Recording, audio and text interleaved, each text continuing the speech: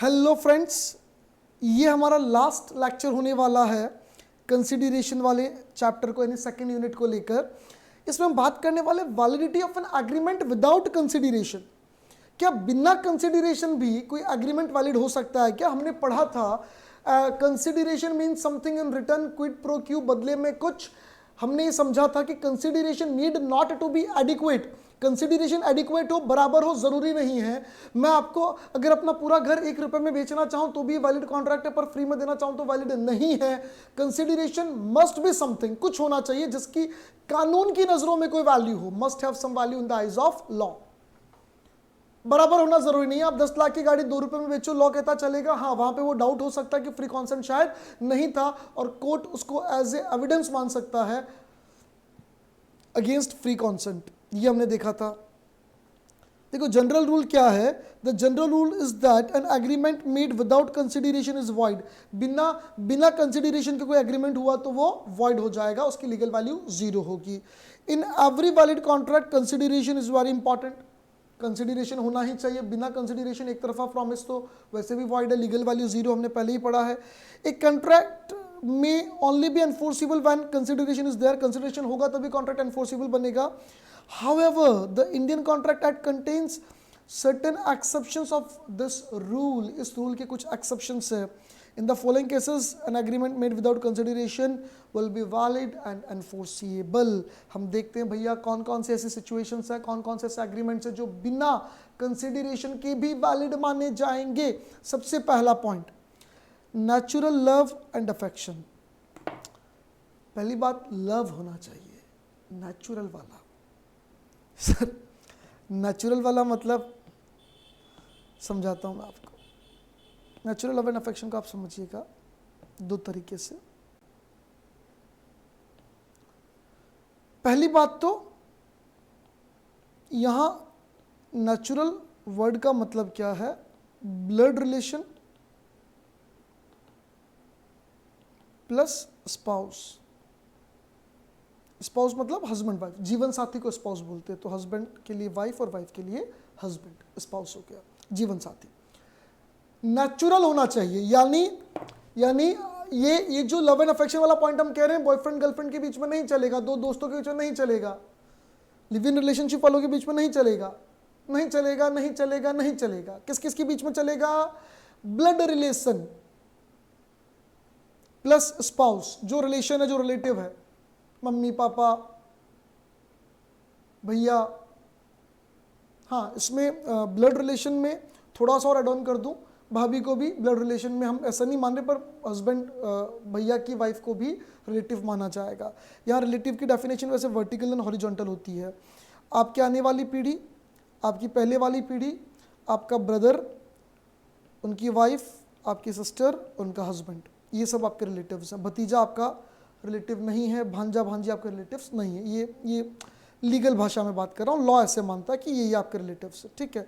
और प्लस इनके अलावा स्पाउस तो आपका रिलेटिव है ही। तो कह रहा नेचुरल होना चाहिए। 2 दोस्तों के बीच में अगर हुआ तो उसको क्या इस एक्सेप्शन वाले पॉइंट में ले सकते हैं? नहीं, दोस्तों वालों को नहीं ले सकते हैं। गर्लफ्रेंड बॉयफ्रेंड नहीं ले सकते हैं, नहीं ले सकते हैं, मतलब लिव इन रिलेशनशिप वालों को भी नहीं ले सकते। फिर लव एंड अफेक्शन होना चाहिए। Love and affection, love and affection होना चाहिए। मतलब समझो, हस्बैंड वाइफ है, हस्बैंड वाइफ, डेंजर, गुस्से में अभी वाइफ गुस्से में, इसलिए ऐसा बनाया मैंने, गुस्से में, वो दिख नहीं रहा गुस्सा तुमको से यूं कर रही है गुस्से में, ठीक है। बेचारा हस्बैंड, खतरनाक वाइफ, लड़ाई चल रही है। सीरियस बात करते हैं, हस्बैंड वाइफ में लड़ाई चल रही है, डिवोर्स जैसी बात है कि भैया आप नहीं बन रही, आप ठीक है ना, नहीं बन रही, उसमें क्या हो सकता है? हस्बैंड वाइफ के आपस में नहीं बन रही है, और सेटलमेंट किया। हस्बैंड ने बोला कि देख ऐसा है कि अपनी बनती तो है नहीं, रोज अपन लड़ते हैं, कुत्तों जैसे फालतू लड़ते हैं। भाई हस्बैंड वाइफ रोज लड़ते रहते हैं। तो एक दिन हस्बैंड ने वाइफ को बोल दिया कुत्ती, वाइफ ने आपस हस्बैंड को बोला कुत्ता, आपस में बोला कुत्ती कुत्ता कुत्ती कुत्ता कुत्ती कुत्ता, बोले तो दूसरे से बच्चे चिल्ला एकदम से, हम पिल्ले हम पिल्ले हम पिल्ले। भाई मम्मी पापा कुत्ता कुत्ती कर रहे हैं तो हम पिल्ले ही हुए ना। तो फिर इनका क्या, मन खराब हो गया, इनको लगा कि यार ये ऐसे तो नहीं चलेगा यार, ये बच्चे भी पिल्ले पिल्ले करने लग गए, अच्छा नहीं लगता। तो हस्बैंड ने वाइफ को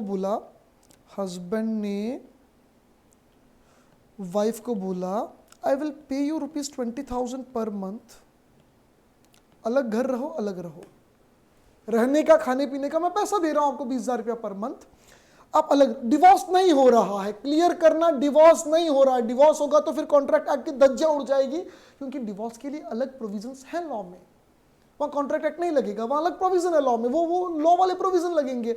यहाँ डिवोर्स नहीं हो रहा है, हस्बैंड और वाइफ को लगा कि हमारी नहीं बनती, हम रोज लड़ते हैं, तू कुत्ता तू कुत्ती, और बच्चे पिल्ले पिल्ले करते तो अच्छा नहीं लगता ऐसे पिल्ले पिल्ले, तो एक काम करो तुम इल्ले बिल्ले हो जाओ, मतलब अलग अलग रहने लग जाओ। तो हस्बैंड ने वाइफ को बोला कि देख ये 2 गली छोड़ के तू घर रेंट पे ले ले, तू वहीं रह, 20,000 पर मंथ में तुझे दूंगा, रहने खाने पीने का, बच्चे कभी यहाँ आते रहेंगे, मिलते रहेंगे, चलता रहेगा, और तो क्या। डिवोर्स नहीं हो रहा है, वापस क्लियर कर रहा हूं मैं, डिवोर्स होने का मतलब डिवोर्स के प्रोविजन लगेंगे, वो प्रोविजन बिल्कुल अलग है। तो यहां पर लव एंड अफेक्शन नहीं है, लव एंड अफेक्शन नहीं है, तो ये वाली सिचुएशन भी इस पॉइंट में कवर नहीं होगी। देखो इस पॉइंट में क्या लिखा हुआ, वापस देखो, ध्यान से देखो, अच्छे से देखो क्या लिखा हुआ है। सबसे पहले नेचुरल होना चाहिए, दूसरा लव एंड अफेक्शन होना चाहिए। अगर लड़ाई के कारण कोई सेटलमेंट कर रहे हो, divorce is an different thing, उसकी बात नहीं कर रहा हूं, पर बाकी आप सेटलमेंट कर रहे हो तो वो यहां नहीं लगेगा। ये कह रहा है कि अगर कोई नेचुरल लव एंड अफेक्शन में एग्रीमेंट है, लव एंड अफेक्शन में एग्रीमेंट है, तो बिना कंसिडरेशन के उसको वैलिड मान लेंगे। यानी अगर हस्बैंड ने वाइफ को बोला कि इस साल एनिवर्सरी पे मैं तुझे डायमंड नेकलेस दूंगा, हस्बैंड ने वाइफ को बोला इस साल डायमंड नेकलेस दूंगा एनिवर्सरी पे, क्या ये एक वैलिड कॉन्ट्रैक्ट है? भाई हस्बैंड कह रहा मैं तुझे डायमंड नेकलेस दूंगा, इस एग्रीमेंट में बदले में वाइफ से कुछ नहीं मिल रहा। वैसे कुछ मिल रहा होगा वो अलग बात है, इस एग्रीमेंट में तो कुछ नहीं मिल रहा ना, हम तो उसकी एग्रीमेंट की बात कर रहे हैं। अलग से तुम ज़्यादा मत सोचा करो ऐसे, और अच्छा सोचा करो। आप जितना अच्छा सोचोगे ना उतना फायदे में रहोगे, गंदा गंदा नहीं सोचना, गलत बात होती है। अच्छा सोचे वापस। हस्बैंड वाइफ को बोल रहा है कि मैं तुझे डायमंड नेकलेस दूंगा, बदले में वाइफ क्या दे रही है हस्बैंड को? कुछ भी नहीं उस एग्रीमेंट के अंदर। अब यहां पे ये एग्रीमेंट विदाउट कंसिडरेशन है। हाँ, लव है, यस, नेचुरल है, यस, तो नेचुरल लव एंड अफेक्शन वाला बिना कंसिडरेशन के भी वैलिड माना जाएगा। लेकिन एक शर्त और है, it must be in writing and registered, लिखित होना चाहिए, वो भी स्टाम्प पे लिखा हुआ होना चाहिए, और उस पर नोटरी पब्लिक के साइन होने चाहिए। स्टाम्प पे लिख के, जो भी वकील वगैरह, नोटरी जो पब्लिक होती है, एडवोकेट जो होते हैं, जो एक लीगल फॉर्मेट पूरा तरीका होना चाहिए, उनका साइन होना चाहिए, तो वो वैलिड है।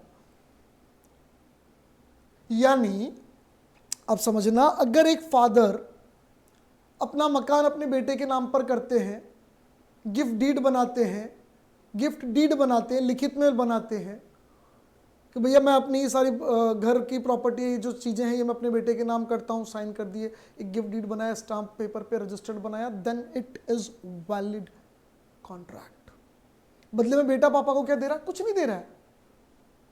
इस डीड की, इस कॉन्ट्रैक्ट में क्या दे रहा है? ये कॉन्ट्रैक्ट एक तरफा है, पापा अपनी प्रॉपर्टी, गिफ्ट तो वैसे भी एक तरफा ही होता है ना यार, गिफ्ट देने का मतलब क्या? एक तरफा,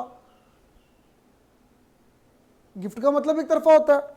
इसमें कई बार डाउट है, बच्चे मैं एक बार पढ़ा रहा था, मैंने कहा गिफ्ट एक तरफा होता है, क्लास में पढ़ा रहा था, एक बच्चे ने हाथ खड़ा किया, बोला सर जैसे गिफ्ट अपन जो ये 14 फरवरी वो आती है ना, एक कौन सा दिन आता है, 14 फरवरी तो होता है कुछ, नहीं मेरे को इतनी जानकारी नहीं इसलिए बोल रहा था, वो 14 फरवरी के आसपास जब अपन गिफ्ट देते हैं तो वो भी एक तरफा होता है क्या?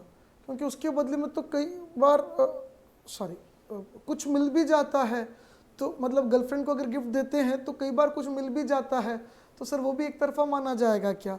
तो ऐसी फालतू बातों पे दिमाग मत लगाना। हम वापस हमारे, कभी कभी मैं बीच में थोड़ी बहुत मजाक कर लेता हूँ, क्योंकि ऑनलाइन में क्या हम बोर हो जाते हैं, थ्योरी सब्जेक्ट है, बोर हो जाओगे, इसलिए आपका मन लगा रहे इसलिए ऐसी बातें करते हैं, ज़्यादा भावुक नहीं ना होइएगा।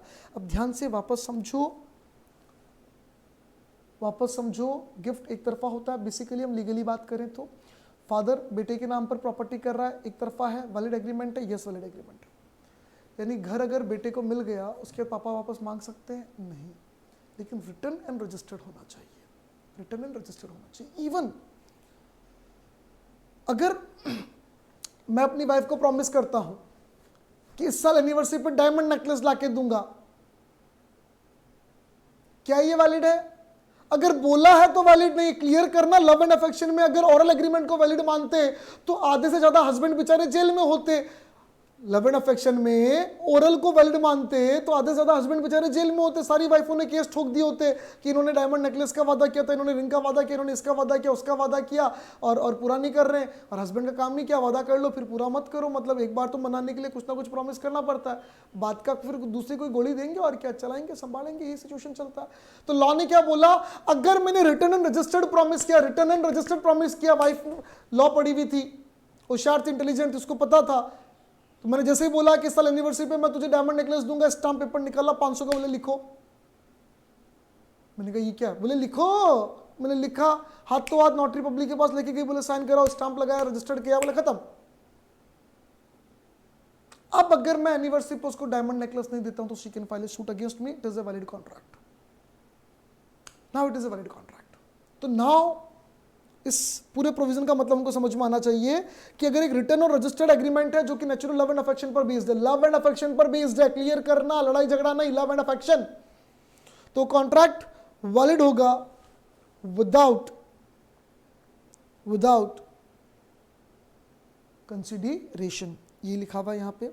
दूसरा पॉइंट, पास्ट वॉलंटरी सर्विसेज का compensation for past voluntary services. आपको याद होगा मैंने जब पास्ट कंसिडरेशन पढ़ाया था तो वहां पे एक बात बोली थी कि सामने वाले के कहने पे आप काम करोगे इनवॉलंटरी, तो वो पास्ट कंसिडरेशन बनेगा।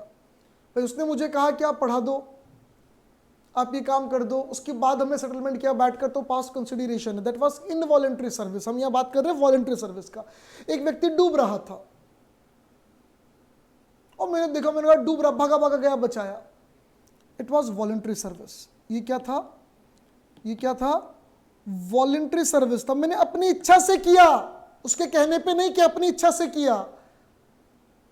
अगर उसके कहने पे करता तो पास्ट कंसिडरेशन हो जाता, बात ये अलग हो जाती। इनवॉलंटरी सर्विस पास्ट कंसिडरेशन है। मैंने पास्ट कंसिडरेशन में चिल्ला चिल्ला के बताया था कि मैंने अपनी इच्छा से नहीं, सामने वाले के कहने पर किया है, यानी वॉलंटरी नहीं है, इनवॉलंटरी है। मैंने वहां समझाया था, पर यहां क्लियर कर रहा हूं, वॉलंटरी है।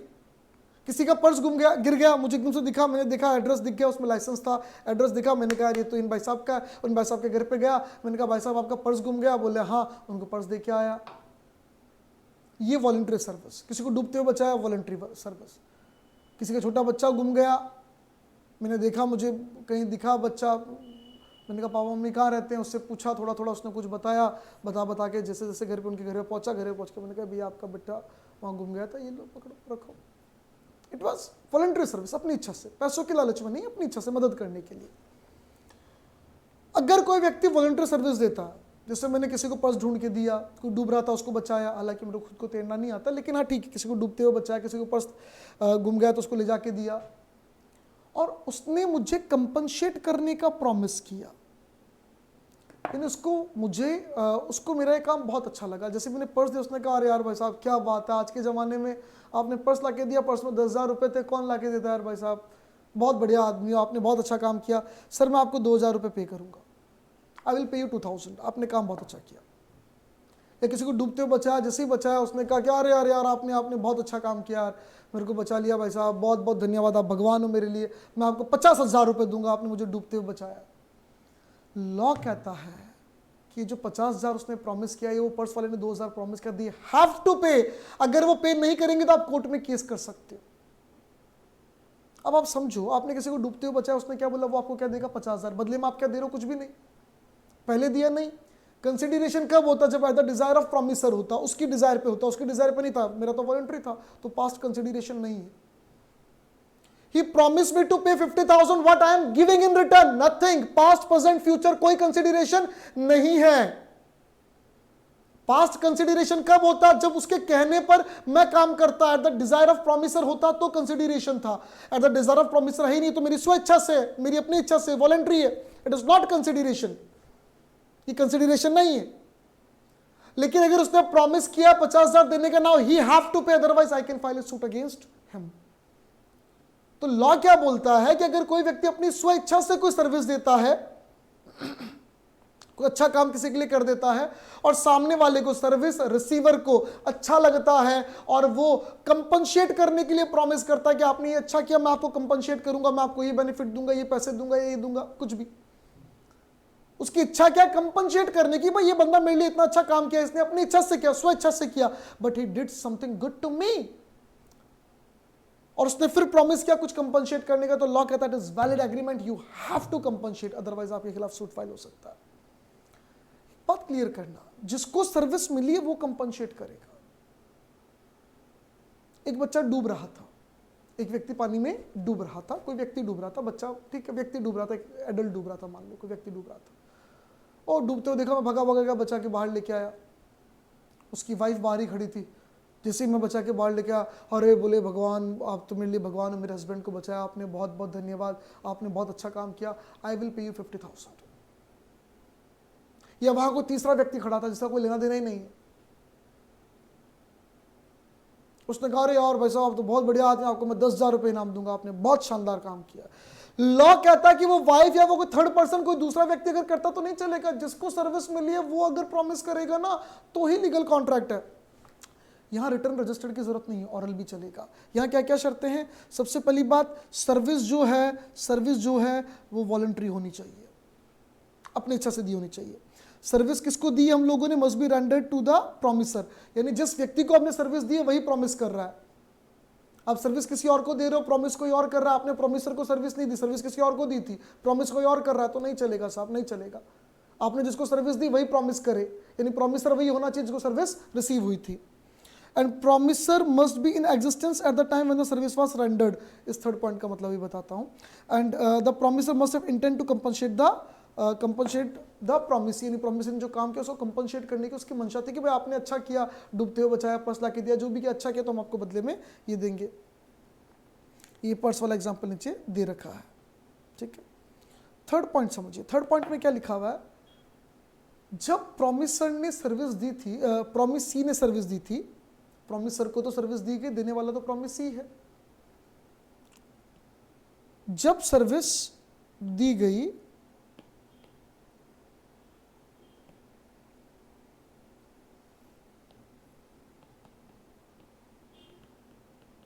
प्रॉमिसर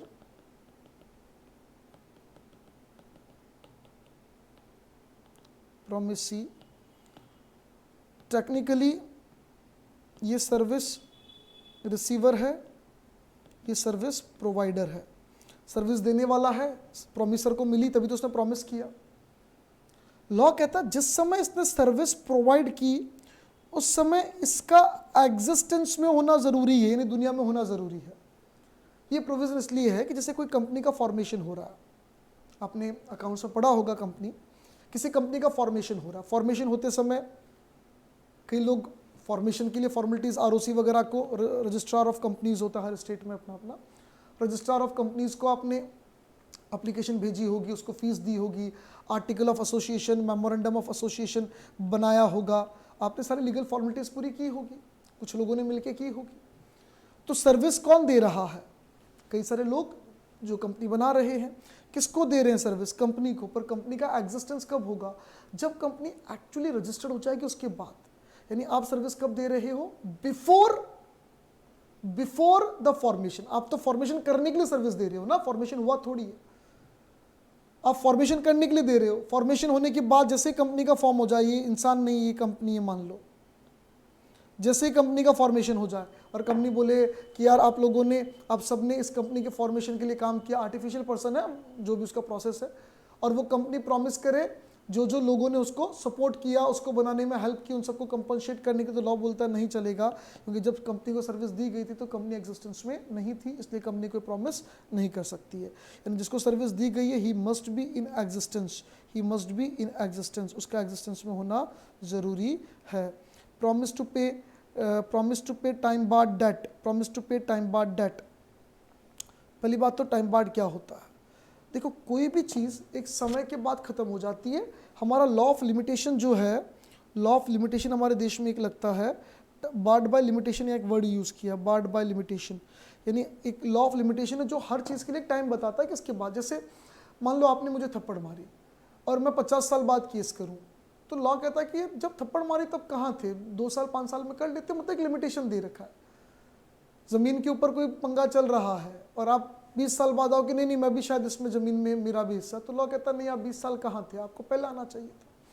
वैसे अगर आपने किसी को उधारी दिया है, पैसा उधार दिया है, या आपने क्रेडिट पर गुड्स सेल किया है, दैट मीन्स आप किसी और से पैसा मांगते हो, और जिस दिन ड्यू हुआ, जिस दिन उधार दिया उस दिन से नहीं, जिस दिन ड्यू हुआ उससे अगर 3 इयर्स तक आप पैसा क्लेम नहीं करते हो, क्लेम करने की कोई कोशिश ही नहीं करते, उसको बोलते ही नहीं कि पैसा दे, ना उससे चेक लेने की कोशिश करते हो, ना कोई एफआईआर फाइल करते हो, ना उसको कोई नोटिस भेजते हो, कुछ भी नहीं, कोई आपने एफर्ट नहीं किया, जिस दिन ड्यू हुआ, जिस दिन पैसा दिया उस दिन से नहीं। जैसे मानो मैंने आज आपको पैसे उधार दिए 2 साल के लिए, तो 2 साल तो ठीक है चलेंगे, जिस दिन 2 साल खत्म हो जाएगा उसके बाद 3 साल तक, भाई 2 साल के लिए उधार दिया था तो ड्यू कब होगा, आफ्टर 2 इयर्स, तो जो ड्यू डेट है 2 साल बाद की, उससे 3 साल तक अगर मैं आपसे वापस क्लेम ना करूं, मैं आपसे पैसा मांगू ही ना, कोई एफर्ट ना करूं, ना कोई नोटिस, ना कोई केस, ना पैसा मांगना, कुछ भी नहीं, तो लॉ कहता 3 साल तक अगर आपने पैसा नहीं मांगा तो आप भूल जाओ। इसे बोलते हैं टाइम बार्ड डेट। इसे अपन क्या बोलते हैं, वर्ड क्या दिया इसको हमने, टाइम बार्ड डेट। ये रहा टाइम बार्ड डेट। 3 साल पूरे बीत चुके हैं, अब मैं आपसे क्या मांगता हूं, बाबा जी का ठुल्लू, अब मैं आपसे पैसे नहीं मांगता हूं लीगली। लॉ कहता है now you are not bound to pay any money to me, अब आप बाउंड नहीं हो मेरे को पे करने के लिए। यानी मैंने आज आपको पैसे उधार दिए 2 साल के लिए, उसके बाद 3 साल और बीत चुके, मतलब आज से 5-6 साल बीत चुके, और मैंने कोई एफर्ट ही नहीं किया पैसा मांगने का। मान लो 10,000 रुपये उधार दिए थे ना, अब मैं आपसे कितना मांगता हूँ, एक पैसा भी नहीं मांगता हूँ। इसे बोलते हैं टाइम बार्ड डेट।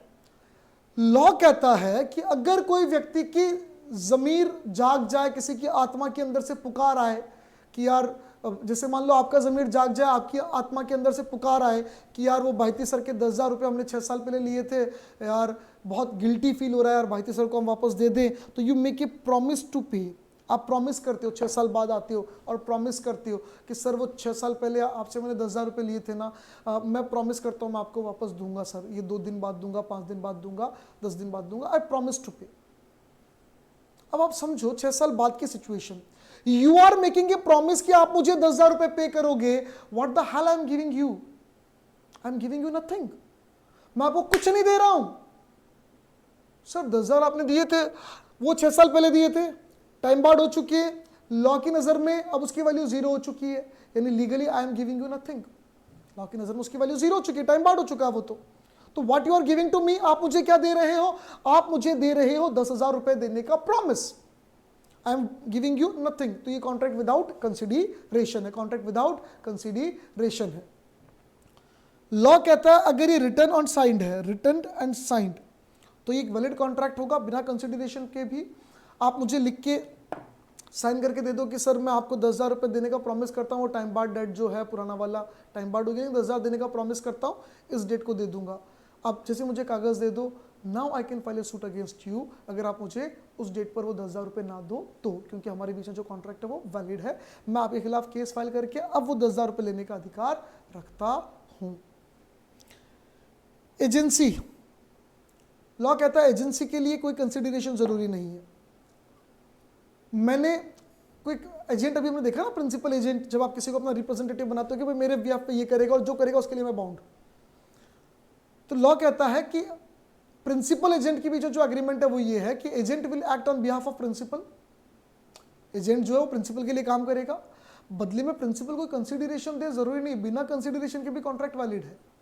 अब समझो मुझे कहीं कोई बिजनेस ट्रांजैक्शन में जाना था, कोई ऑक्शन में जाना था, कहीं कुछ गुड्स परचेज सेल करने जाना था, लेकिन मैं कहीं और बिजी हूँ, कोई फैमिली काम में कहीं बिजी हूँ, कहीं पे भी ठीक है, तो हमने ब्रदर को अपना रिप्रेजेंटेटिव बना के भेज दिया, मैंने बोला कि मेरे प्लेस पर मेरे ब्रदर मैनेज करेंगे, he is my representative, he is my agent.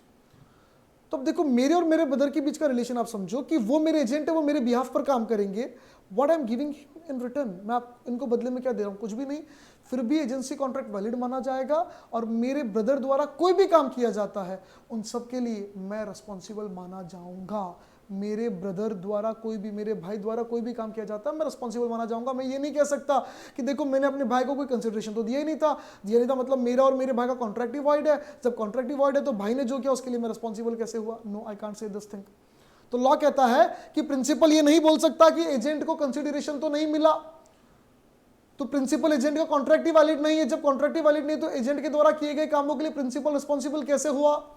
Law कहता नहीं साहब, बिना कंसिडरेशन के भी वैलिड है।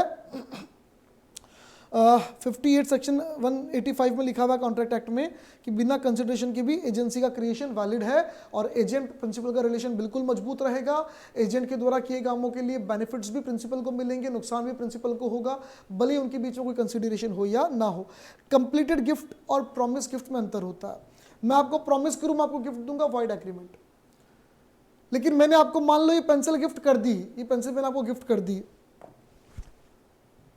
या कोई भी लड़का लड़की को, कोई किसी को गिफ्ट कर रहा है, मम्मी पापा को, भैया भाभी को, कोई भी गिफ्ट कर रहा है, गिफ्ट करना वैलिड है।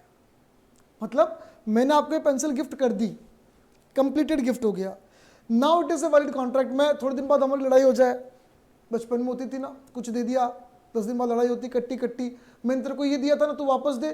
क्यों? मैंने भी तो तेरे को ये दिया था, तू भी वापस दे। अभी ये बचपन वाली लड़ाई हस्बैंड वाइफ, गर्लफ्रेंड बॉयफ्रेंड में भी होते हैं। लड़ाई होने के बाद मैंने तेरे को वॉच गिफ्ट की थी, मैंने तेरे को कार्ड्स दिए थे, मैंने ये दिया था, मैंने वो दिया था, वापस दे। तो लॉ कहता है कि वापस देने की जरूरत नहीं है। लॉ ये कहता है कि प्रॉमिस टू गिफ्ट, मैं वचन देता हूं कि मैं तुझे ये पेंसिल गिफ्ट करूंगा, इट इज वॉइड।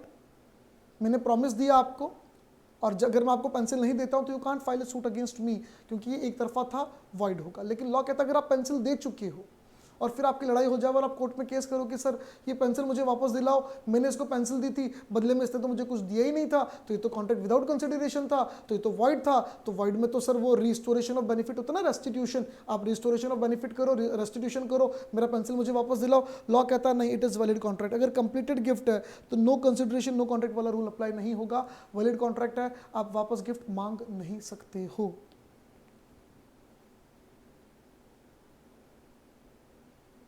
देखो एक और बात, section 25 states nothing in this section shall apply to the validity as between the donor and the donee of any gift actually made, जो गिफ्ट एक्चुअली दिया जा चुका है उसके लिए। Thus gift do not require any consideration, यानी gift में कोई कंसिडरेशन नहीं चाहिए, ऐसा सेक्शन 25 के अंदर एक्सप्लेनेशन में लिखा गया है। डोनर यानी गिफ्ट देने वाला, डोनी और जिसको मिल रहा है। बेलमेंट, बेलमेंट क्या है अपन देखते हैं। बेलमेंट एक अलग तरह का कॉन्ट्रैक्ट होता है, मैं थोड़ा सा इसको डिटेल में समझा देता हूँ हल्का सा। बेलमेंट एक अलग तरीके का कॉन्ट्रैक्ट होता है जहां एक person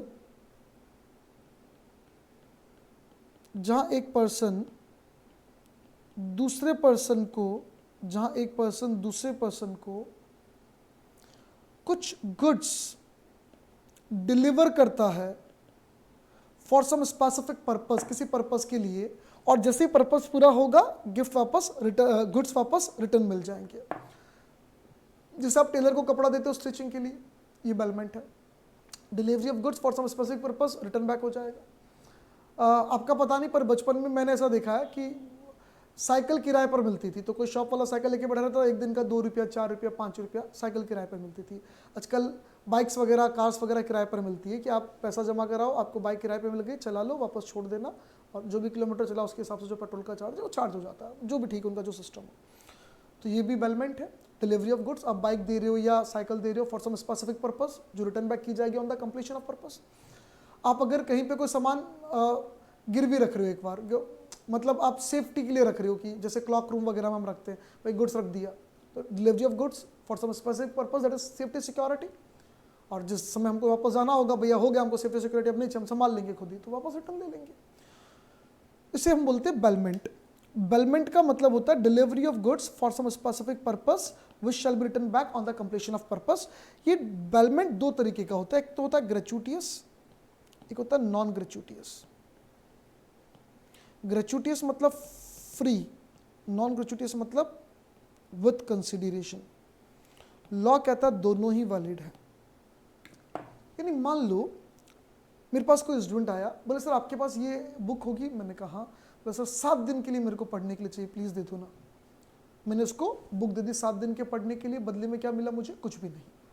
delivery of goods for some specific purpose, पढ़ाई के लिए, which shall be returned back on the completion of the duration or purpose। Duration purpose 7 दिन बाद पूरा होगा तो मुझे रिटर्न बैक हो जाएगा।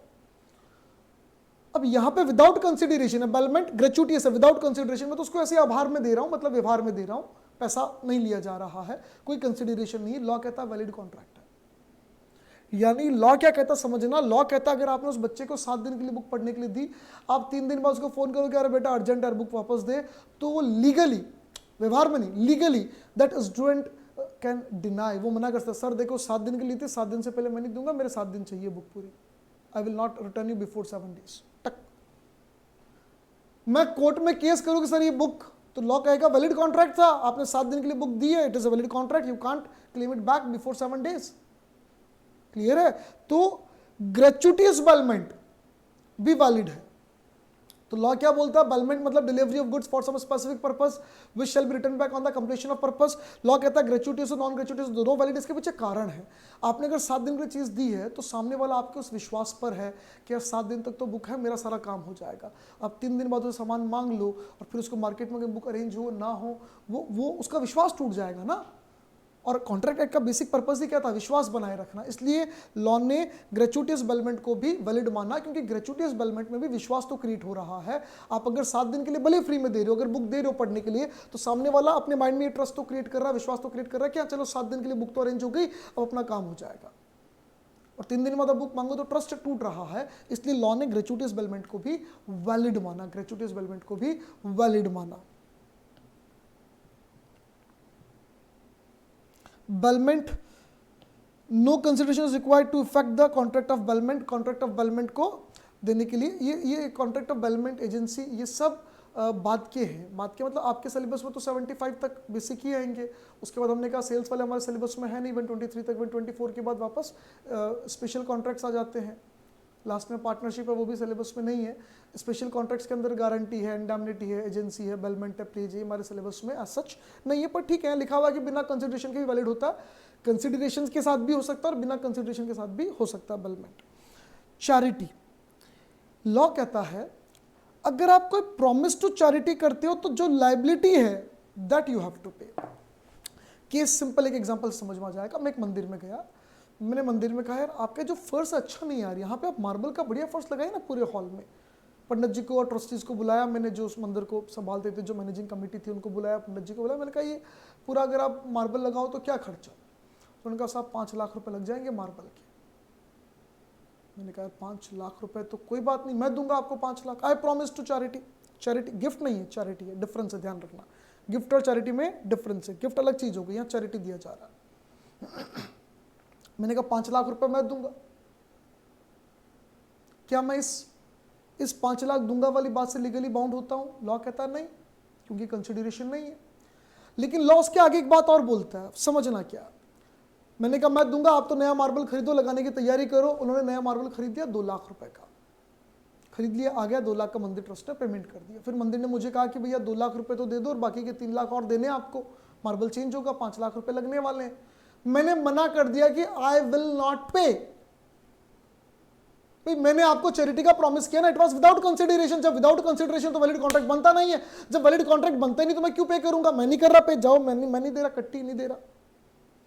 लॉ कहता है यू आर ऑब्लाइज्ड टू पे, you are bound to pay. आप अगर चैरिटी का प्रॉमिस करते हो और आपके उस प्रॉमिस पर सामने वाला कोई लायबिलिटी क्रिएट कर लेता है, कोई एक्सपेंस क्रिएट कर लेता है, तो वो लायबिलिटी और वो एक्सपेंस आपको पे करना पड़ेगा। अगर वो मेरे खिलाफ आज केस करते हैं तो मुझे 2 लाख रुपए देने पड़ेंगे, 5 लाख नहीं। जो लायबिलिटी उन्होंने इनकर की उतना ही देना पड़ेगा। मार्बल खरीद लिया साहब, ये 2 लाख रुपए मुझे देने पड़ेंगे। अब मैं मना कर रहा हूं ना आगे के लिए, तो जो आप लायबिलिटी इनकर कर चुके हो, जो आप एक्सपेंस कर चुके हो, वो मुझे पे करना पड़ेगा। हाँ मान लो आपने पूरा फर्स्ट चेंज करवा लिया होता और 6 लाख का उसमें खर्चा आ गया होता, मार्बल परचेज किया प्लस सारा काम करा करूँ कि 6 लाख का खर्चा आ गया। फिर मैं मना करूँ कि मैं नहीं दे रहा हूँ, आप कोर्ट में केस करो, ऑब्वियसली आप जीतोगे। बिना कंसिडरेशन की भी मेरी चैरिटी का एग्रीमेंट वैलिड है। वापस यहाँ समझो, लॉ का बेसिक उद्देश्य क्या था? लोगों का विश्वास बनाए रखना। अगर आपने चैरिटी के लिए प्रॉमिस किया और आपके विश्वास पर सामने वाले ने खर्चा कर लिया, तो लॉ कहता है भाई आपके विश्वास पर सामने वाले ने खर्चा किया है तो you have to make them good. आपको खर्चा वापस गुड करना पड़ेगा, सामने वाले का नुकसान भरना पड़ेगा। टेक्निकली बात यही है। तो यहां पे लॉ क्या कहता है कि अगर सामने वाले ने 6 लाख रुपए का खर्चा इनकर कर लिया और आप मना करो, कोर्ट में केस हो, तो आपको कितना देना पड़ेगा? 5 लाख। यानी 5 लाख से ऊपर तो मैं बाउंड ही नहीं हूं, मैंने प्रॉमिस ही 5 लाख का किया था चैरिटी के लिए, तो 5 लाख मुझे देना पड़ेगा। हाँ, अगर 5 लाख से कम खर्चा हुआ है, कम एक्सपेंस क्रिएट हुआ है और मैं पहले ही मना कर दूं कि नहीं नहीं साहब, आप समझना, आप मंदिर वालों ने मार्बल खरीदा या 1 पैसे का भी खर्चा किया लाइबिलिटी के, उससे पहले मैंने मना कर दिया, मैंने कहा नहीं नहीं नहीं नहीं यार, मैं 5 लाख नहीं दे रहा चैरिटी के, तो मेरा ऑब्लिगेशन क्या बनता है? 0। मार्बल खरीद लिया, 2 लाख का खर्चा कर लिया, तो मेरा ऑब्लिगेशन कितना बनता है? 2 लाख देना पड़ेगा। उन्होंने सारा मार्बल चेंज करा लिया, 6 लाख का खर्चा कर लिया, कितना देना पड़ेगा? 5 लाख, क्योंकि मैक्सिमम लिमिट तो वही जो मेरा प्रॉमिस है, उससे ऊपर तो देना ही नहीं है। तो लॉ कहता है कि भैया अगर आपके चैरिटी के प्रॉमिस पर जो सामने वाला इंस्टीट्यूशन है वो कोई एक्सपेंस कर लेता है, लाइबिलिटी कर लेता है, तो आपको एक्सपेंस या लाइबिलिटी का पेमेंट करना पड़ेगा। लिमिट क्या हो जाएगी? मैक्सिमम लिमिट क्या हो जाएगी? जो हमने अमाउंट प्रॉमिस किया उससे ऊपर पे नहीं करना पड़ेगा। ऐसा ही ये केदारनाथ मंदिर और गौरी मोहम्मद नाम के व्यक्ति के बीच का कुछ केस है जो मैंने अभी डिस्कस किया मंदिर ट्रस्ट को लेकर, वैसा यहाँ पर केस है। चलिए, कंसिडरेशन वाला सेकंड चैप्टर भी हमारा फिनिश हुआ। नेक्स्ट चैप्टर स्टार्ट करेंगे नेक्स्ट वीडियो से। Thank you, bye bye.